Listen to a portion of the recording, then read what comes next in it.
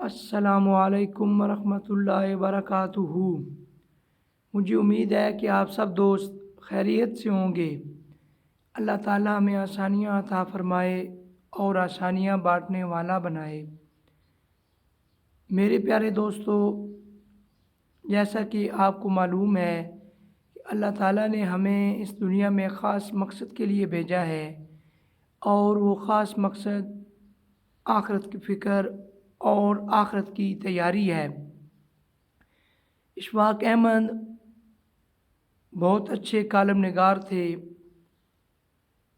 وہ کہتے ہیں کہ ایک سوال نے مجھے بہت پریشان کیا۔ مجھے سمجھ نہیں آ رہی تھی کہ مومن اور مسلمان میں کیا فرق ہے۔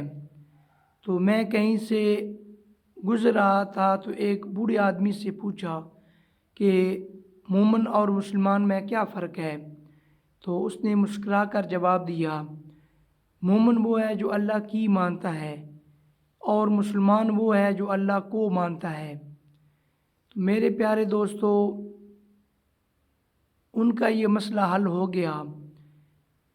بات سمجھانے کا مقصد یہ ہے کہ مومن وہ ہے جو اللہ کی مانتا ہے۔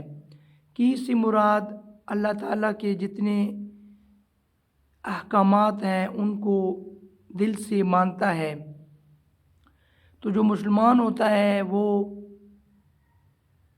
اللہ کے جتنے بھی احکامات ہیں ان کو پورے دل سے نہیں مانتا۔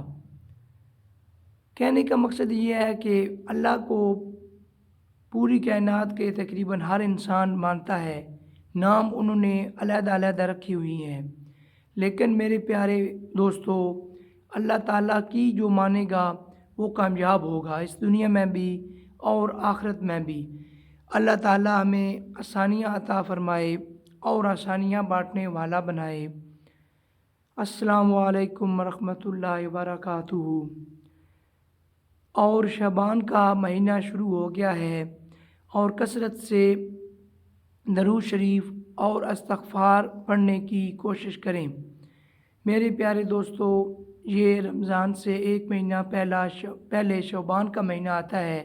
یہ بہت ہی فضیلت کا مہینہ ہے، تو اس میں کثرت سے درود شریف اور استغفار پڑھنا چاہیے، اور زکوٰۃ کی بھی ترتیب بنانی چاہیے، اور جو غریب رشتہ دار ہیں اور جو غریب لوگ ہیں ان کو زکوٰۃ دینی چاہیے۔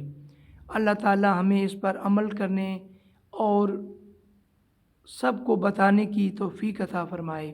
السلام علیکم ورحمۃ اللہ وبرکاتہ۔